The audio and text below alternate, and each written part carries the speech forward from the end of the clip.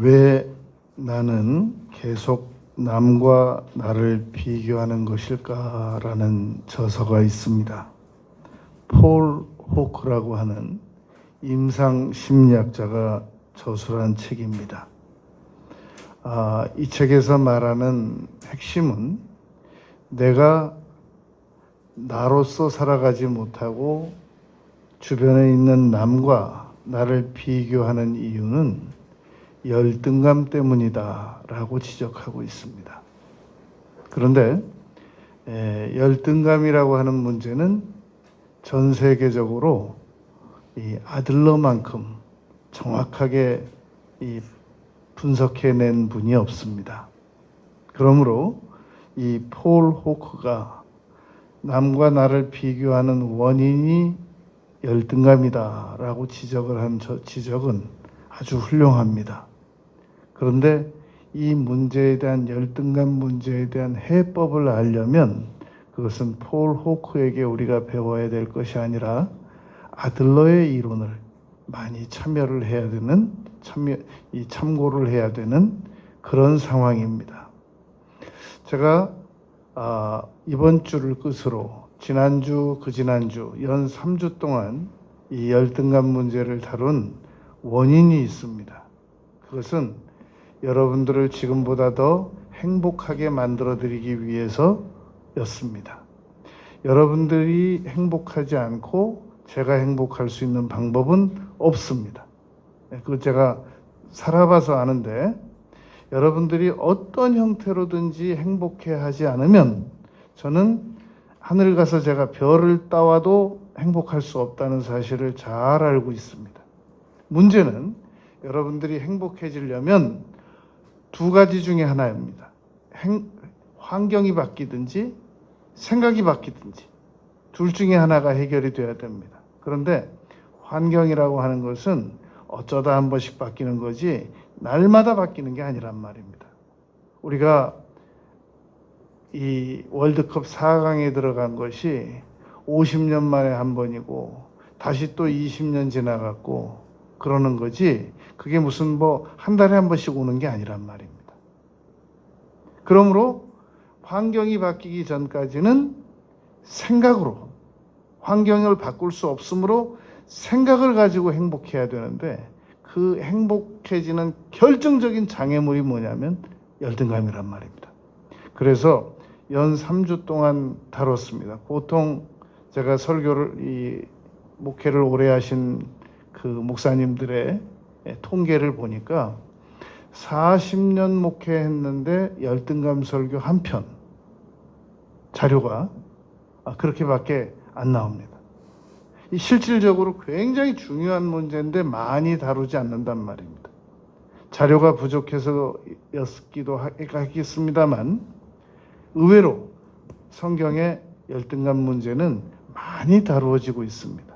그러니까 언제든지 주변에 열등감 문제로 고통받는 분들이 있거든 오늘, 지난주, 그지난주 설교 3편을 잘 들어보라고 하면 여러 번 반복해서 들어보라고 하면 열등감 문제의 많은 치료에 도움이 됩니다.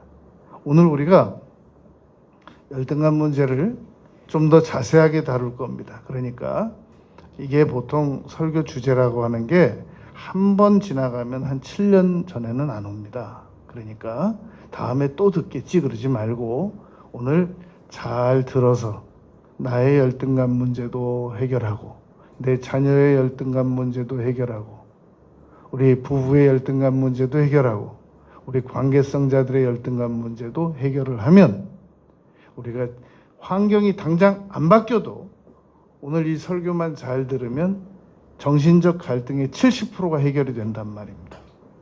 그러니까 집중을 해서 잘 들어보란 말입니다. 이 인간에게는 기억이라는 게 있습니다. 그런데 이 기억에는 두 가지가 있단 말입니다. 좋은 추억 하나, 또 하나는 트라우마 하나. 너무너무 사람들이 이 트라우마에 시달리니까 차라리 트라우마를 잊어버렸으면 좋겠다 라고 생각을 하기도 한단 말입니다. 그런데 그렇게는 안 됩니다. 두 가지 선택해야 됩니다. 추억도 같이 잊어버리든지 고통도 같이 기억하든지 그렇게 하는 수밖에 없단 말입니다. 만약에 고통스러운 과거를 다 잊어버리고 싶으면 좋은 추억도 다 잊어버려야 됩니다. 그러므로 우리는 어쩔 수 없이 좋은 추억을 영원히 기억하기 위해서 트라우마까지 함께 기억을 해야 되는 그런 상황이란 말입니다. 열등감이 그렇습니다. 열등감이 좋은 열등감이 있고 안 좋은 열등감이 있는데 그걸 보고 열등 컴플렉스가 안 좋은 그 감정이라고 하고 열등감 그 자체는 우리가 아주 효율적으로 사용할 수 있는 그런 이 감정입니다. 그러니까 다른 사람에게 비교해가지고 자기 자신이 뒤떨어져 있다는 것을 발견하고 고통스러워하는 감정을 잊어버리고 싶다면 다른 사람하고 비교해가지고 내가 더 이 발전할 수 있는 감정도 포기를 해야 됩니다. 그건 안 되지 않습니까? 비교를 해봐가지고 어휴 저 사람이 저런 방법도 있었구나. 아니 저렇게 나는 3시간 노력하면 다 되는 줄 알았는데 7시간을 저렇게 쉬지도 않고 노력할 수 있단 말이야? 그럼 나도 해야지. 이렇게 잘 열등감을 비교하는 감정으로 향상적인 비교 감정으로 사용해서 얼마든지 활용할 수 있단 말입니다. 그런데 비교당해서 부끄럽다, 수치스럽다. 그러므로 나는 이 감정이 사라져버렸으면 좋겠다. 그런 발전도 없는 겁니다. 추억과 함께 고통을 같이 잊혀져야 되는 것만큼이나 우리에게 손실이 온단 말입니다. 그러므로 우리는 이 아들러가 말한 이 열등감의 본질적 처음 목표가 뭐였느냐를 이해할 필요가 있습니다. 많은 사람들이 이 정도까지만 알고 있습니다. 열등감은 굉장히 사람을 피곤하게 하는 거다. 그건 아들러가 발견했다. 여기까지만 두 가지만 알고 있는 경우가 많단 말입니다. 제가 지난 주간에 이 아들러가 저도 아들러에 대해서는 이미 한 40년 전에 알았죠. 그런데 정말 그런가?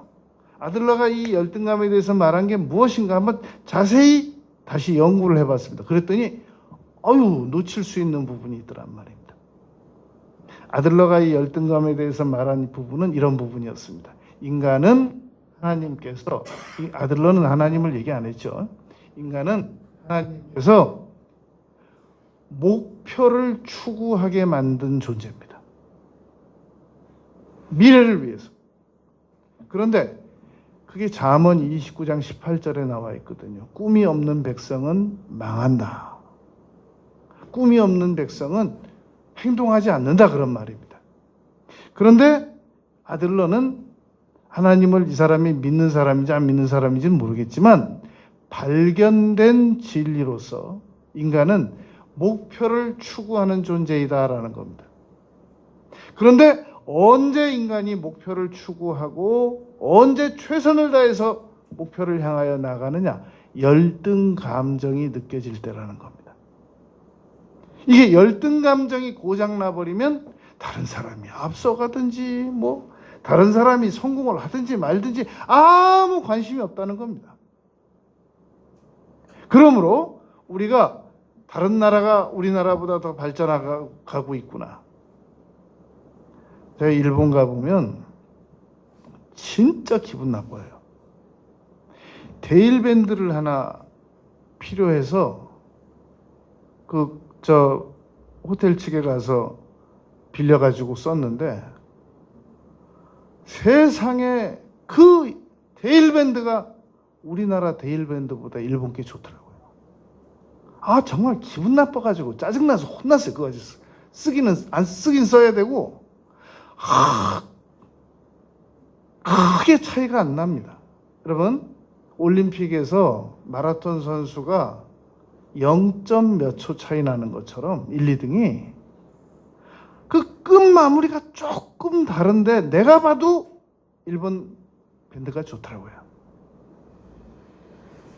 그런데 여러분 그걸 보고 역시 우리는 일본보다 형편없어. 그러면 이건 아주 안 좋은 열등 컴플렉스로 가는 겁니다.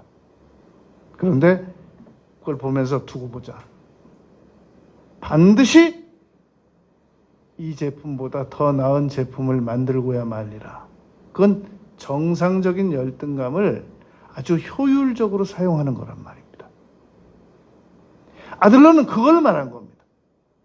목표를 향하여 추구하라. 그건 성경에도 아주 맞는 말인 것입니다. 여러분, 이 1992년 미국의 코넬 대학 심리 연구팀이 전 세계 그 올림픽 선수들의 그 메달리스트들만 조사를 해봤습니다. 이런 결과가 나왔습니다. 동메달들은 무슨 생각을 가지냐면, 한부터면 내가 이것도 못 얻을 뻔했다. 너무너무 행복하더랍니다. 은메달은 막 이 단상에 안 올라가려고 그러고 정말 슬퍼하더래요.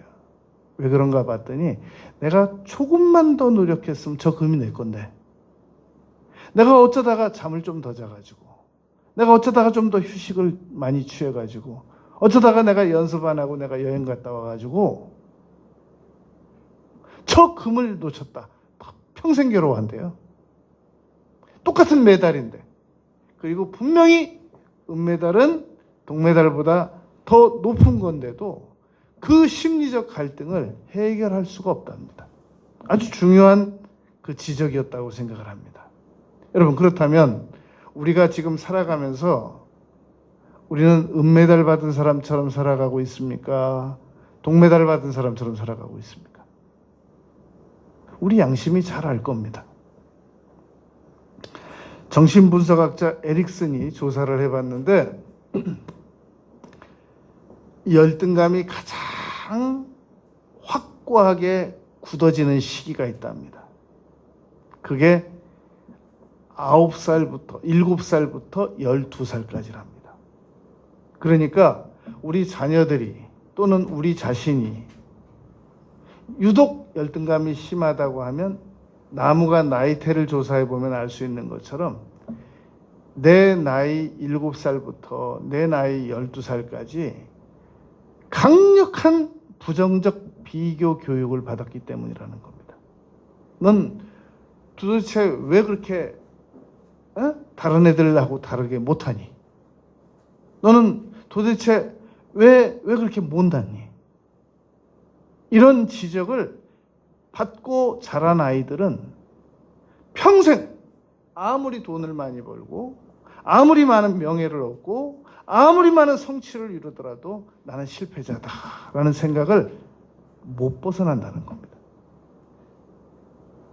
그러니까 열등감이 강한 사람들은 잘 돌아가서 내가 7살부터 12살 때까지 어떤 교육을 받았느냐, 누구에게 그 교육을 받았느냐, 어떤 부정적인 말들을 많이 듣고 자랐느냐, 그걸 다 역추적해가지고 떼내고 거기다가 하나님의 말씀을 다시 붙여야 됩니다. 할 수 있거든이 무슨 말이냐, 믿는 자에게는 능히 하지 못할 일이 없느니라. 이걸 다 다시 수리를 해야 된단 말입니다. 정신분석학자 에릭슨이 발달 심리학 차원에서 연구해낸 이 연구도 아주 저희들에게 유익하다고 생각을 합니다. 열등감을 가진 사람들은 주로 자기 자신을 많이 학대하면서 살아가고 있지 않을까. 우리나라 정신의학계에서 아주 중요한 역할을 하고 있는 이무석 박사는 장로님이십니다. 이무석 박사는 그 의견에 절대 반대합니다. 이무석 박사는 열등감을 가진 사람들에게는 두 가지 특징이 있는데, 하나는 과대망상증이 있다는 겁니다. 그리고 또 하나는 자기 자신을 이기적으로 몹시 사랑한다는 겁니다. 그래서 이 열등감을 가진 사람들은 타인을 나보다 더 무시하기 위해서 과대 망상적 목표를 정한다는 겁니다. 이루어지고 안 이루어지고는 뭐 그건 나중 일이기 때문에 누가 쫓아와서 확인할 일도 아니고 그냥 너무 다른 사람보다 더 우월한 현실이 당장 없으니까 다른 사람보다 더 우월한 목표를 정한다는 거죠. 그래서 그 우월한 목표를 정해놓고 자기 현실을 보니까 너무 암담한 거예요. 그러니까 다시 자기가 정해놓은 그 우월적 목표 때문에 고통을 받는 겁니다. 난 뭐냐? 내 현실이 이게 뭐냐? 그러므로 우리가 열등감을 치료하는 방법 중에 하나가 너무 비현실적인 우월한 목표를 안 세우는 겁니다. 너무 비현실적인 목표를, 물론 언젠가 자꾸만 지금보다 상황이 나아져서 그 목표를 더 추월해야 되겠습니다만 지금 당장은 너무나 그것이 비현실적 목표로 비추어진다면 그것은 오히려 부메랑이 돼가지고 우리의 심각한 마음의 고통을 유발시키는, 통증을 유발시키는 그런 조건이 된단 말입니다. 그러므로 너무 비현실적인 목표를 함부로 세우는 것은 좋지 못한 겁니다.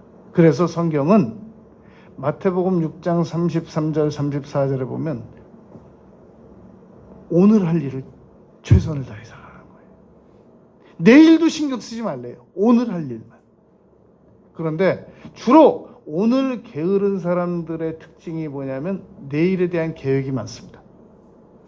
사람이 심리적으로 스트레스를 받으면 가장 먼저 뭘 하나 자세히 심리학자들이 추적을 해봤더니 미래에 대한 계획을 많이 세워야 돼요.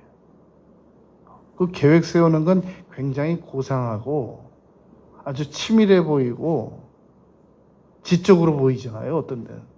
그런데 미래에 대한 계획을 많이 세울수록 현실적으로는 많이 게으른 사람이라는 심리학자들의 지적이 있습니다. 물론 꿈을 가지고 계획 세워야 됩니다. 그러나 오늘 할 일을 안 해가면서 내일에 대한 희망만을 가지고 있는 것은 그건 비현실적 기대고 그건 올바르지 못한 삶의 방식일 수도 있다는 말입니다. 열등감이 강한 사람들이 가장 추구하는 게 무엇이냐? 돈과 명예라는 겁니다. 왜냐하면 그 돈이, 그 명예가 나의 열등감을 커버해 줄 것이라고 생각하기 때문입니다. 그래서 많은 사람들이 주로 당신의 문제가 뭡니까? 라고 말했을 때 전 돈만 있으면 다 해결됩니다. 라고 말한다면 한번 자신의 이 심리 구조를 뒤돌아볼 필요가 있다는 말입니다. 뭐 부족한 게 한두 가지가 있겠습니까? 그러나 제가 기도도 더 많이 해야 되고 말씀도 더 많이 봐야 되고 그럼 그 사람은 돈이 필요하지 않은 게 아니에요. 돈은 당연히 필요한데 그 중에 돈은 일부분이고 그 외에 내가 이 지금 즉시 해야 될 일들이 많다라고 이렇게 자기 자신에 대하여 포괄적으로 생각할 줄 아는 거, 포괄적 관점을 가질 줄 아는 거, 그것은 우리가 열등감을 극복해내는데 아주 도움이 될 수 있단 말입니다. 여러분, 사람이 다른 사람들을 부러워할 때 다른 사람들의 단점을 보고 부러워하는 경우는 없습니다.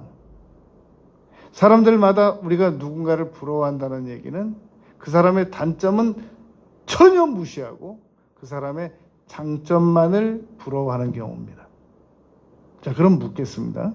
그러면 왜 우리는 우리 자신에 대하여 장점은 전면 부인하고 왜 단점만 생각합니까? 어쩌자고 그렇게 생각하는 겁니까? 다른 사람의 단점을 전혀 무시하고 다른 사람의 장점만을 바라본다면 공평하게 내가 나에 대해서도 나의 단점은 다 무시하고 나의 장점만을 바라봐야 될 거 아니겠습니까? 불공평하게 우리 자신을 평가하고 있다는 말입니다. 누가 그러느냐? 열등감 가진 사람들이 그렇다는 겁니다. 그러므로 다른 사람들의 장점도 보고 나의 장점도 보고 공평하게, 그리고 나의 단점만을 극복해 보려고 평생 노력을 하다가는 성경 말씀과 맞지 않는 삶을 살아가게 됩니다. 고린도전서 1장에 보면 바울 사도께서 이렇게 말했습니다. 형제들아, 하나님께서 우리를 문벌 좋은 자를 부르지 아니하셨도다. 만약에 이 세상에 지금처럼 교만한 사람들이 많은데 열등감까지 없었다면 여러분 이 세상은 도저히 봐줄 수 없습니다. 그러므로 우리가 우리의 못난 부분들이 생각나거든 당연히 나만 그런 게 아니라 전 세계 모든 사람들, 저는 열등감에 대해서 통계를 볼 때 이런 통계 아주 마음에 안 들어합니다. 전 세계 사람들은 90%는 열등감을 가지고 있대요. 그럼 10%는 안 가지고 있다는 얘기입니까? 말도 안 되는 소리를 하고 있어요. 저는 그 통계를 믿지 않아요. 뭐 어느 대학은 90%가 열등감이 있고 나머지 10%는 열등감이, 말도 안 되는 소리. 모든 인간은 열등감을 다 가지고 있습니다. 왜냐하면 로마서 3장 10절, 로마서 3장 23절, 모든 인간은 죄인인 것처럼 모든 인간은 열등감을 가지고 있는 겁니다. 그것을 어떻게 다스려 나가느냐 하는 것이 관건이란 말입니다. 그러므로 열등감을 부지런히 잘 다스리면서 살아가야 됩니다. 고난 경영, 악인 경영, 열등감 경영. 열등감을 잘 다스려 살아나가면 오히려 지금보다 훨씬 더 나은 상황으로 우리를 몰아갈 수 있단 말입니다. 만약에 이 열등감이라고 하는 감정이 없으면 우린 그냥 아무 노력도 안 해요. 더 이상 노력 안 합니다. 더 이상 경쟁 안 합니다. 그러면 공산주의 사회처럼 돼요. 더 노력해도 똑같은 배급 나오고, 뭐 덜 노력해도 똑같은 배급 나오고, 막스주의로 간단 말입니다. 우리는 자본주의 사회에는 더 많이 노력하는 사람이 더 많은 대가를 얻을 수 있다는 말입니다. 열등감은 좋은 감정입니다. 더 많은 노력을 하게 만들도록 부추기는 아주 생산적인 감정이란 말입니다.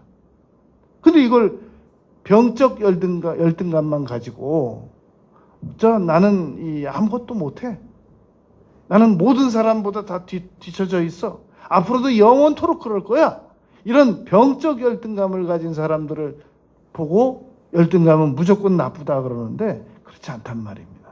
열등감을 가진 사람들은 항상 그 생각이, 예측이 어둡습니다.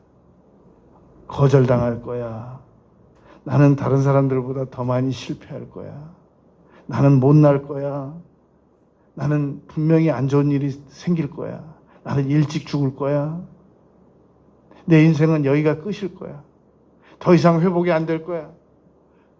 그 생각을 누가 준 거냔 말이죠. 그 생각은 마귀가 준 겁니다. 마귀가 어떤 감정을 통해서 우리에게 주었겠냔 말이죠. 열등감이란 말입니다. 그래서 C.S. 루이스가 말한 겁니다. 마귀가 사용하는 가장 치명적 무기가 이 부정적 열등감이다. 여러분, 우리 자신에 대하여 절대 긍정적인 열등감을 가지고 부정적인 열등감은 폐기시키고 버리고 꾸짖어야 됩니다. 이 성격 문제 때문에 헤어지는 사람들이 있습니다. 원인이 뭡니까? 성격 문제입니다. 그러면 여러분, 성격을 고치면 되잖아요. 자기가 성격 문제인 줄 알았으면 상대방도 고치고 나도 고치면 되잖아요. 그러니까 성격 문제 때문에 헤어졌습니다라는 말 저변에는 성격은 고칠 수 없는 겁니다 라는 전제가 깔려 있단 말입니다. 그런데 과연 그렇습니까? 성격은 고칠 수 있습니다. 그런데 안 고쳐지던데요? 어떻게 해봤길래 안 고쳐지는데요? 내가 의지로 노력해봤죠. 성격은 의지로는 못 고칩니다. 어떻게 고치는가? 지식으로 고치면 됩니다. 지금 내가 가지고 있는 지식보다 더 나은 지식들을 받아들이게 되면 더 나은 방법들을 추구하게 되므로 고쳐지지 말라고 해도 고쳐집니다. 그래서 성경 말씀을 부지런히 읽고 또 읽고 읽고 또 읽고 읽고 또 읽으면 성격이 고쳐져 버립니다. 그러나 교회 다니는 사람이 많다고 성경책을 많이 읽는 사람까지 많은 건 아닙니다. 교회 다니는 사람들은 주일날 설교 들을 때 성경 본문을 한번 보는 거지, 교회 다니는 사람들이 집에 가서 날마다 성경을 많이 읽는 사람들은 전 세계 10억 그리스도인들 가운데 몇 프로 안 된단 말입니다. 그러므로 열등감은 고칠 수 있는 겁니다. 여러분, 우리가 사람은 얼마나 합리화를 잘 시키냐면 이렇습니다. 자기가 어디 꼭 가야 되는 세일 장소는 별 합리화를 다 시킵니다. 비 오면, 눈 오면 지하철 타고 가면 된다 그러고, 그리고 약간 몸이 으시시하면 이 정도는 갔다 오면 갔다 오면 더 건강해진다 그러고, 그리고 사람 많다 그러면 사람이 좀 벅적벅적 거려야 좀 사람 사는 맛이 난다 그러고, 그러고 갑니다. 반대로 가기 싫잖아요. 그러면 오늘 비가 와서 안 된다 그러고, 몸이 으시시해서 안 된다 그러고, 아직 코로나가 안 떠나서 안 된다 그러고, 얼마든지 합리화를 시킬 수 있단 말입니다. 그러니까 우리가 그 자기 합리화에 그만 휘둘리고 정말로 옳은 감정이 무엇이냐, 이것을 딱 인지해서 고쳐나가면 되는 것이란 말입니다. 우리가 열등감만 잘 고쳐내면 여러분, 지금보다 우리를 폭발적으로 행동하게 만듭니다. 몸이 말을 듣게 만들 수 있단 말입니다. 민수기 13장에 보면 가나안 정탐을 다녀온 사람들이, 우리는 그들이 보기에, 그들이 그렇다고 하지 않았어요. 우리는 그들이 보기에 메뚜기 같았을 겁니다. 메뚜기 컴플렉스에 빠진 거란 말입니다. 다시 가고 싶지 않았어요. 모세는 자꾸만 가나안으로 이스라엘 백성들을 데리고 들어가려고 하는데 정말 가고 싶지 않았어요. 다시 애굽으로 가고 싶었어요. 애굽에 가서 종이 되더라도, 그들이 주는 밥이나 먹고 살더라도, 종살이하고 벽돌이나 찍더라도 그게 더 편했어요. 가나안에 들어가서 싸우는 건 너무 무서웠어요. 그러니까 자꾸 부정적인 합리화를 시켰단 말입니다. 여러분, 우리가 지금보다 더 나은 삶을 살아가기 위해서는 앞으로 나가야 됩니다. 나가려면 저항을 맞이해야 됩니다. 그런데 그거 좋아하는 사람이 어디 있어요? 변화 좋아하는 사람이 어디 있어요? 그런데 그거 안 하면 우리는 세계 7번째 안에 들어갈 수 없는 나라가 되고, 또다시 IMF가 오고, 또다시 우리가 가난해지고, 또다시 우리가 무능해진단 말입니다. 특별히 일본보다 못해진단 말입니다. 그건 있을 수 없잖아요. 그러므로 우리는 이 비교 감정을 적극적으로 활용해야 됩니다. 찾아서 뭐가 부족하냐? 우리가 어떤 노력을 해야 되냐? 그걸 연구 개발시켜야 된단 말입니다. 그런데 이 열등감이라는 것을 극복해 보기 위해서 노력하는 건 좋은데, 자기 현실적인 상황보다 너무너무 많이 높아지려고 하는 거, 그건 정상적인 열등감이겠습니까? 비현실적 열등감이겠습니까? 이사야서 14장에 보면, 너 아침의 아들 계명성이여, 어찌 그리 하늘에서 떨어졌으면 땅에 찍혔는고, 네가 네 마음에 이르기를 내가 하늘에 올라서 뭇 별 위에 서서 높이리라, 내가 산 위에 앉으리라, 가장 높은 구름 위에 올라가 지극히 높은 자와 같아지리라. 여러분, 열등감의 병적 요소가 바로 여기 있는 겁니다. 이 천사가, 아침의 아들 계명성이라고 하는 이 천사가 하나님과 같아지려고 하다가 사탄이 되어버린 겁니다. 바닥에, 땅에 떨어졌단 말이죠. 우리가 열등감을 극복해 보려고 하는 것은 좋으나 너무 비현실적 기대를 가지고 모든 사람들보다 더 뛰어난 사람이, 물론 하나님께서 허락하시면 그렇게 해야 돼요. 하나님께서 우리를 그렇게 쓰시겠다는데 그걸 거역하면 되겠냔 말입니다. 힘들어도 따라가 드려야 되겠죠. 그러나 하나님께서도 그런 허락이 없어요. 로마서 12장 1절에 보면 하나님께서 각기, 고린도전서 7장 7절에서도 각각 받은 바 은사대로 살아가라고 했단 말입니다. 여러분, 만약에 전부 대통령 되고 전부 영부인 된다고 하면 이 세상은 운영되지 않습니다. 청소 누가 하겠냔 말이죠. 그러니까 천국에 가면 모두 공평한 사회가 되지만 이 세상은 반드시 차별적 계급이 존재한단 말입니다. 그러나 상급은 공평하단 말입니다. 하나님께서는 마태복음 16장 26절에서 온 천하보다 더 귀한 존재로 다 만들었습니다. 이 반려견을 키우는 사람들은 유감스럽습니다만 이렇답니다. 부모님이 돌아가시면 일주일 동안 슬퍼한답니다. 반려견이 돌아가시면 3년 슬퍼한답니다. 어쩌면 좋겠습니까? 현실인데. 그러니까 사람들의 그 감정이라고 하는 것은 옳다 그르다라는 차원보다 이게 현실적으로 어떤 게 평균치냐라고 하는 것을 우리가 볼 수 있단 말입니다. 그러니까 여러분, 우리가 우리 자신을, 열등감을 잘 다스릴 때 너무 비현실적으로 윤리적이지도 못하고 그렇게 끌고 올라가도록, 한없이 올라가도록 내버려 두면 안 됩니다. 통제를 시켜야 됩니다.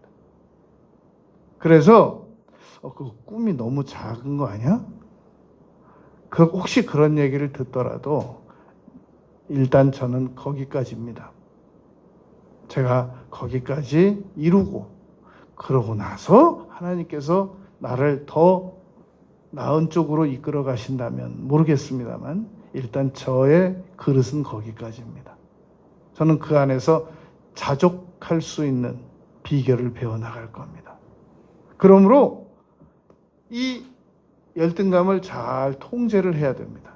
너무나도 많은 사람들이 한 나라에 5년에 한 번씩, 대통령은 한 명인데 5명씩, 7명씩, 12명씩, 20명씩 대통령이 출마하는 이유는 그 사람들의 자신 혼자만의 생각일 수도 있지만 자꾸 주변에서 한번 나가보라고 부추겨서 나가는 사람들도 있거든요.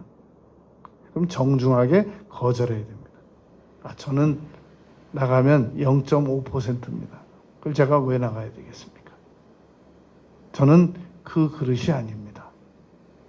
사람마다 다 그릇이 다르거든요. 그걸 왜 부끄러워하냔 말입니다. 그걸 부끄러워하는 걸 병적이라고 그래요. 그걸 정당하게 느낄 줄 아는 것을 정상적인 감정이라고 한단 말입니다. 정상적인 감정 통제를 가지고 있는 것이란 말입니다. 여러분, 우리가 세상적인 직위가 다르다고 해서 하나님께서 우리를 안 만나 주십니까? 기도를 안 받아 주십니까? 하나님께서 언제 우리를 차별하셨습니까? 세상이 우리를 차별했죠. 그건 당연하게 받아들이자는 말입니다. 그러므로 우리는 바람직한 목표를 정하고 그리고 그것을 타인을 내가 통제하기 위해서, 다스리기 위해서, 누구보다 내가 낫게 여김을 받기 위해서 병적으로 노력하는 그런 열등감 컴플렉스 질병에서 이제 빠져나오잔 말입니다. 열등감이 강한 사람들은 돈도 많아야 되고 명예도 높아야 된다고 생각하지만 자기가 슈퍼맨이 되어야 된다고 생각합니다. 엘리야 컴플렉스 같은 그런 컴플렉스를 가지게 된단 말입니다. 그럴 필요가 없는 거란 말입니다. 여러분, 이 사람은 어려서 아까 말한 에릭슨이 7살부터 12살도 말했지만 그거하고 상관없이 어려서 학대를 많이 받고 자란 사람들은 성장해가지고도 다른 사람들에게 정당하지 못한 학대를 받았을 때 그걸 그냥 참고 견디는 경향이 있다는 겁니다. 뭐와 같으냐면은 개를 데려다 놓고 전류가 흐르는 방석 위에다가 앉혀놓고 전류를 통과시킵니다. 처음에는 놀라서 펄쩍 뛰는데 계속 전류를 흘려보내면 나중에 이 개가 그 전류를 참고 그대로 있는 겁니다. 그래서 우리가 사람들이 열등감을 많이 심어주고 그리고 계속 정서적으로 학대를 하면 나중에 이 사람이 커가지고 어디 다른 데 가서 정당하지 못한 노예 생활도 하고 정당하지 못한 학대를 받고 견디기도 하고 그러하단 말입니다. 그렇다고 말끝마다 가서 또 다 한바탕 벌리고 막 싸우고 우리 자녀들이 그렇게 되기를 바라는 건 아닌 겁니다. 정당한 항의를 할 줄 알고 정당한 주장을 할 줄 아는 것은 우리가 배워야 된단 말이죠. 그러려면 우리가 이 열등감을 잘 다스릴 수 있어야 됩니다. 열등감에 깊이 빠진 사람들은 완전주의에 사로잡히기도 합니다. 그러나 여러분, 만약에 모든 사람들이 다 완전주의에 빠졌다고 한다면 누가 축구 경기장에서 들어가겠습니까? 아직 연습이 안 됐습니다. 누가 올림픽 출전하겠습니까? 아직 저는 연습을 더 해야 됩니다. 완전주의인데. 벤자민 프랭클린 말처럼 조금 부족하지만 최선의 노력을 다하는 거, 그게 우리가 해야 될 일인 거거든요. 그런데 열등감에 빠진 사람들은 나는 이것도 부족해서 이것도 안 하고 저것도 부족해서 저것도 못하고 그래서 이것도 시도 못하고 저것도 시도 못하고 그렇게 살아간단 말입니다. 여러분, 외부 조건보다 나를 낮게 취급하는 거, 그것은 겸손이 아닙니다. 그것은 열등적 감정입니다. 그런데 그 열등적 감정을 가지고 있으면서도 나는 결코 이대로 머물지는 않으리라. 반드시 지금보다 더 나은 쪽으로 내가 지금 나아가고 있는 쪽이다 라고 생각이 들면 그 열등감은 정상적인 감정입니다. 그러나 나는 여기가 끝이다. 지금보다 상황이 더 나빠지지만 않으면 나는 여기가 끝이야. 더 이상 아무것도 바라는 것도 없고 터두들도 말고 지금이야 그냥. 그것은 열등 질병에 빠진 겁니다. 그것을 우리가 열등감을 잘 판별하면 됩니다. 오늘 본문 말씀은 중요한 단서를 제공합니다. 물론 이 본문 말씀에 열등감이라는 단어가 없습니다. 그런데 잘 살펴보면 열등감을 해결할 수 있는 중요한 키가 3가지가 있습니다. 3장 6절에 보면 형제들아, 바울 사도께서 데살로니가 교인들에게 한 말입니다. 형제들아, 우리 주 예수 그리스도 이름으로 너희를 명하노니. 앞으로 언제든지 열등 감정이 치받쳐 올라올 때는 우리 주 예수 그리스도의 이름으로 꾸짖으시기 바랍니다. 예수 그리스도 이름으로 명령하노니 나에게 부정적인 열등감을 가져주는 세력들은 떠나갈지어다. 떠나가라. 열등감은 떠나가라. 떠나가라. 쫓아내는. 열등감이 내 마음속에서 부정적인 열등감이 사라지고 정상적인 노력을 이 치받쳐 올라오게 하는 그런 열등감의 감정만 남겨두고 부정적인 열등감은 내어 쫓는 겁니다. 그게 첫 번째입니다. 두 번째, 게으르게 행하고 열등감을 가진 사람들의 공통적인, 부정적 열등감을 가진 사람들의 공통적인 특징이 있는데 게으르다는 겁니다. 계획은 많이 세워요. 하고 싶은 일도 많아요. 열등감 때문에 고통도 받아요. 그러나 행동은 안 합니다. 게을러요. 열등감에서 벗어나려면 부지런해야 됩니다. 계속 노력해야 됩니다. 죽는 날까지. 하나님께서 나를 언제 데려가실는지 모르지만 그래서 죽는 날까지 노력해서 그게 뭘 이뤘어? 부끄럽지도 않소? 카터 대통령이 해군일 때 해군 제독에게 하루는 불려갔답니다.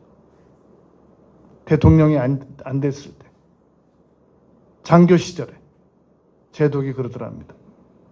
최선을 다했소? 그래서 카터가 이렇게 저렇게 말을 얘기하니 그러니까 최선을 다했냐고 대답을 못 하겠더랍니다. 그래서 이렇게 최선을 다했냐고 3번을 연거푸 묻더랍니다. 게을르지 않았냐고 움직이고 있냐고. 여러분 우리가 태어나 보니까 조언을 가진 아버지도 없고 할아버지도 없고 우리가 태어나 보니까 아무것도 내세울 것도 없는 집안인데 그게 왜 내 책임이에요? 그게 사람은 어디서 태어났냐는 건 내 책임이 아닌 거예요. 그러나 어디서 끝마치느냐 그건 내 책임이란 말입니다. 그러므로 우리는 게을르지 말아야 된단 말입니다. 3번째, 우리에게서 받은 전통대로